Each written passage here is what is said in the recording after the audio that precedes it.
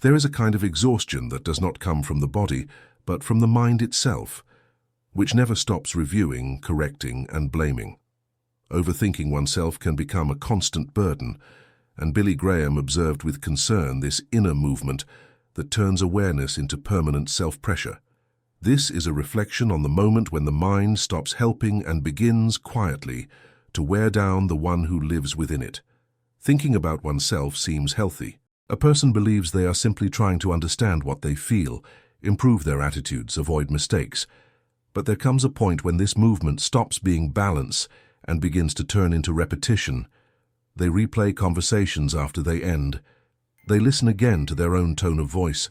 They ask themselves whether they were too intense, too cold, whether they said something inappropriate. Before sleeping, they revisit old decisions. In the morning, they wake up already evaluating what needs to be corrected in themselves. None of this seems serious. There is no external drama. Life keeps happening. Commitments are fulfilled. Responsibilities are carried out.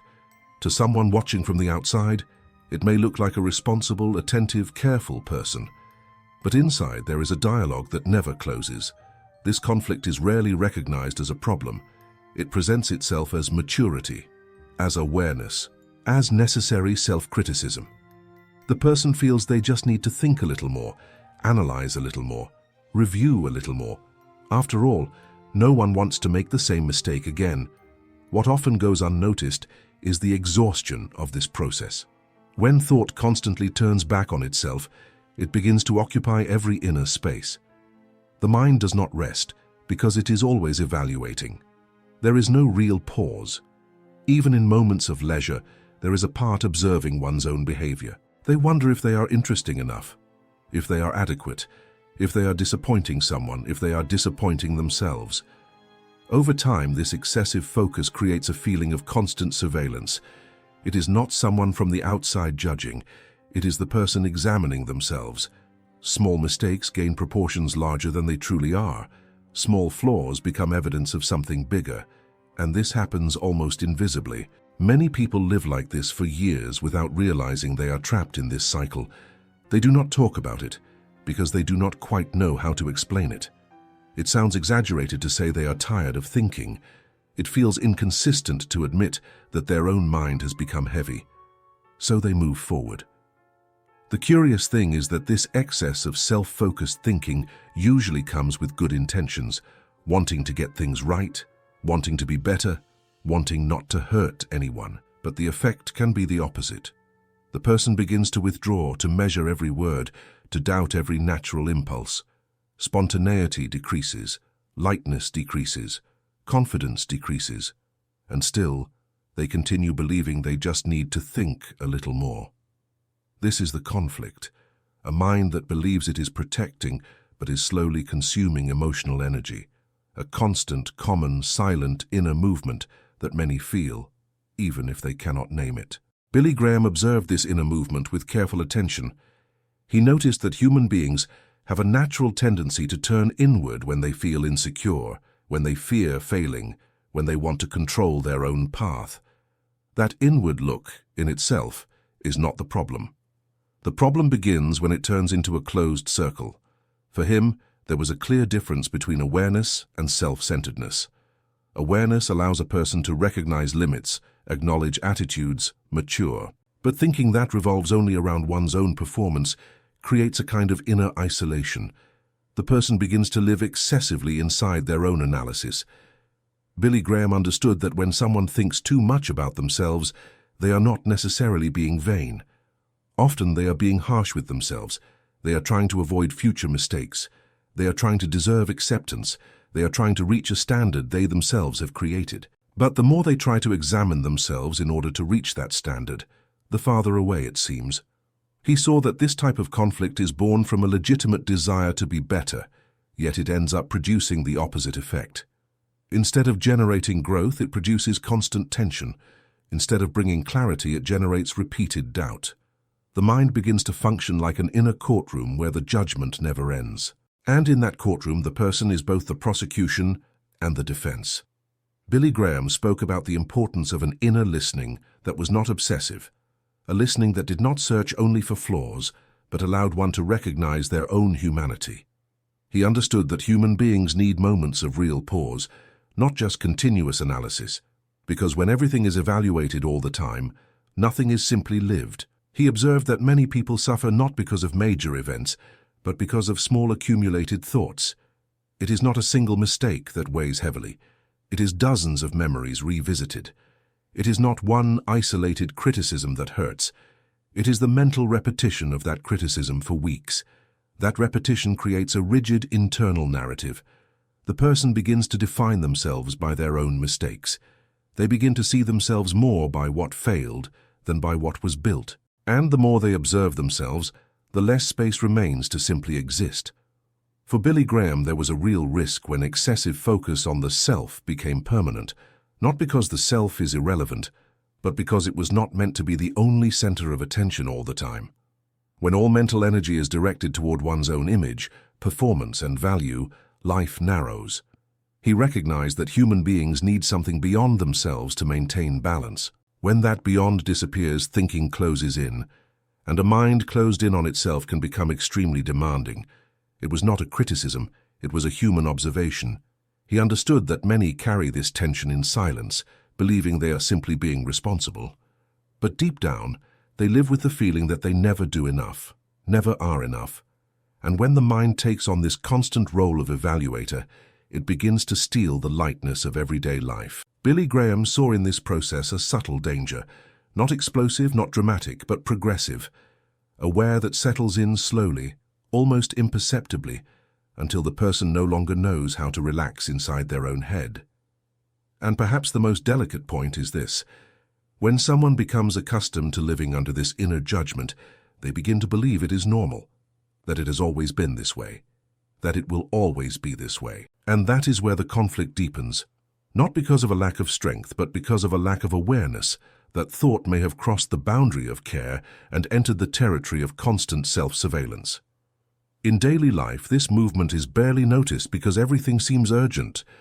The day begins with accumulated tasks, messages waiting for replies, deadlines, expectations. The mind wakes up organizing what needs to be done, and at the same time evaluating what could have been done better yesterday. At work, there are goals, subtle comparisons, the sense that competence must be demonstrated at all times. Even when no one is saying anything, there is an inner pressure observing every performance. A small mistake can turn into hours of mental review. The person leaves a meeting and, while walking home, is still in it. They mentally repeat their own statements, question whether they should have remained silent, imagine how they were interpreted, try to predict impressions that may not even exist. At night, the body shows fatigue, but the mind is still active. There is an invisible list of emotional loose ends, unresolved conversations, postponed decisions, words that could have been chosen differently. Even in moments of rest, there is a thread of attention focused on one's own behavior. Social media amplifies this scenario. Curated images, apparently balanced lives, displayed achievements. Comparison arises almost automatically. And with it, a silent internal analysis. I should be doing more. I could be different. I need to improve. It is not only external comparison. It is a constant internal dialogue that intensifies with every stimulus. The mind begins to operate as if it were always under public evaluation, even when no one is watching.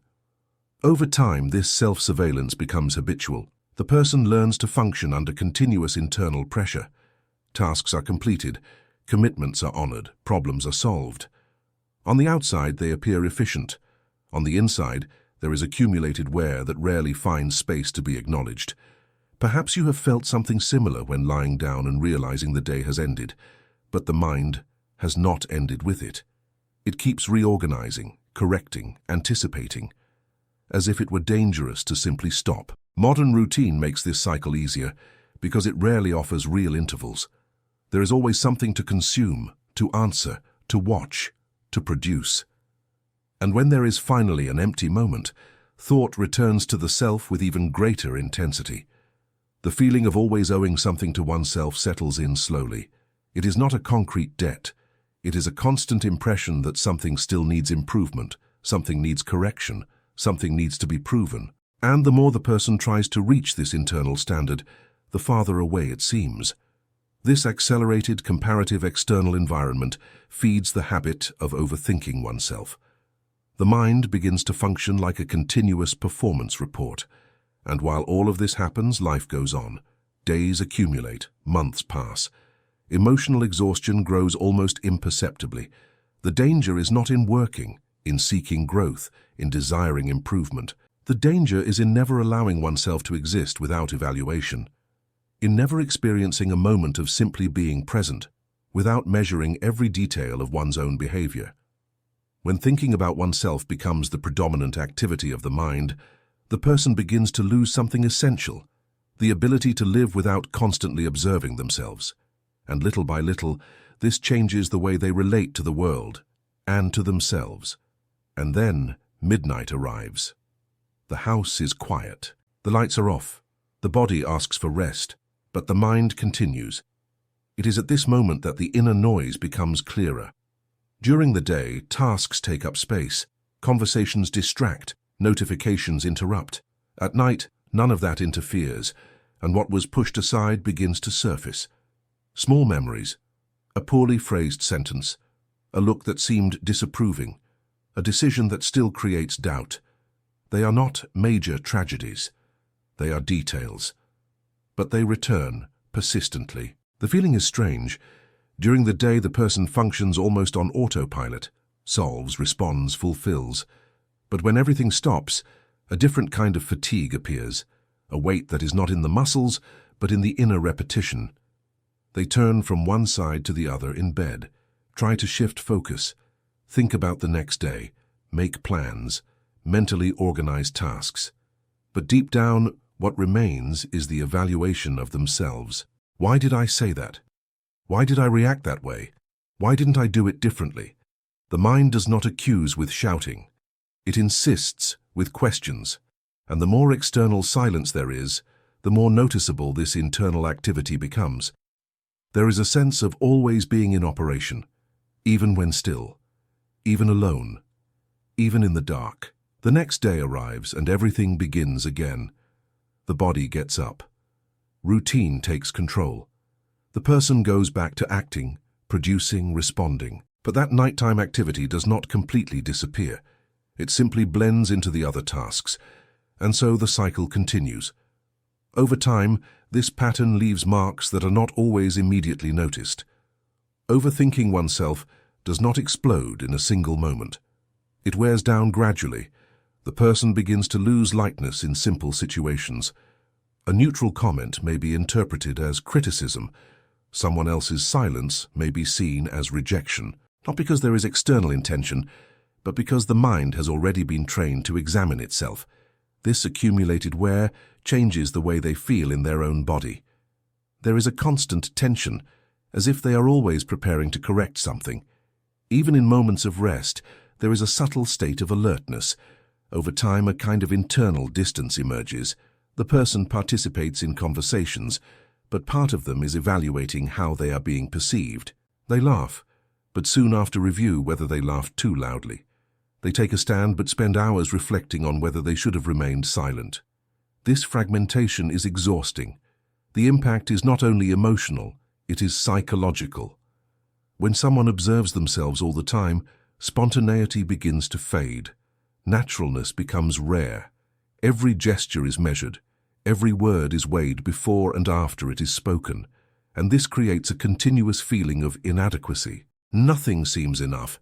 Not the effort, not the dedication, not the achievements. There is always a detail that could have been better. Always an aspect that needs adjustment. Always a point that falls short of the internal standard. As the years pass, this kind of constant self-demand can reshape the way a person sees themselves. They begin to define themselves more by their failures than by their lived experiences, more by what they got wrong than by what they built. Time amplifies what is repeated. If the mind repeats failures, they grow. If the mind revisits mistakes, they gain weight. If the mind insists on self-criticism, it begins to believe that this is its natural state. And the most delicate part is that all of this can happen without anyone noticing externally. The person remains functional, responsible, present in their obligations. But inside, there is accumulated exhaustion that finds no space to be acknowledged. Ignoring this movement does not make it disappear. It simply blends into routine. It becomes part of the way of thinking, part of identity.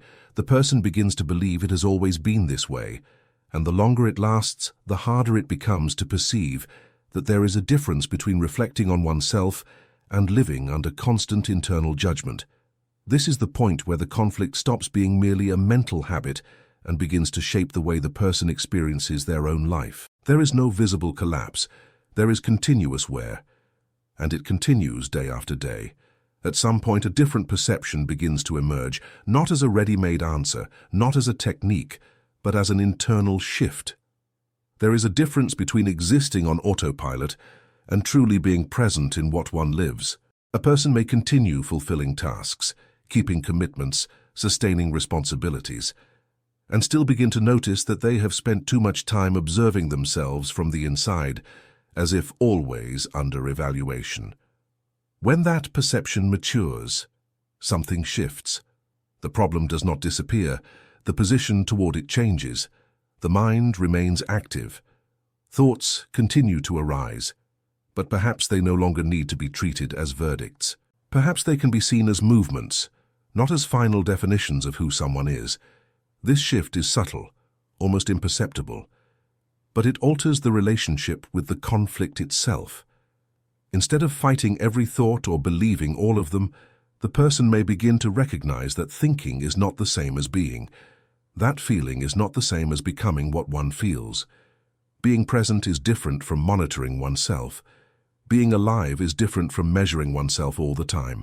And when this distinction begins to become clear, even if only partially, a new inner space is born. A space where thought still exists, but no longer occupies everything.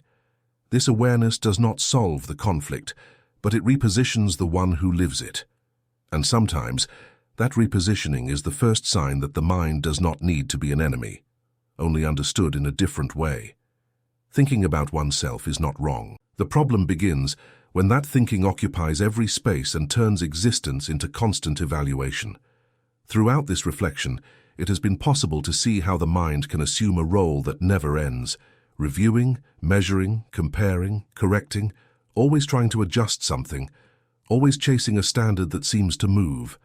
Billy Graham observed that when a human being closes in too tightly within their own analysis, they risk losing the simplicity of simply being present, not because of weakness, not because of lack of ability, but because of excessive focus on themselves. Perhaps the most sensitive point is not the mistake that was made, but its repetition in memory, not the criticism that was received, but the way it continues to echo internally long after it was spoken. And if there is something that remains after this reflection, it is not a ready-made answer. It is an open question. How much of your energy has been consumed by this constant inner judgment? I invite you to subscribe to the channel to continue following reflections like this, guided with calm, depth, and attention to the human conflicts that often go unnoticed. Here, these themes are explored without hurry, inspired by the observations of Billy Graham, always with space to think without pressure and to look inward with honesty. If something in this video resonated with you, leave a comment. It can be a short sentence, it can be a perception, it can simply be the acknowledgement that this conversation makes sense in your experience.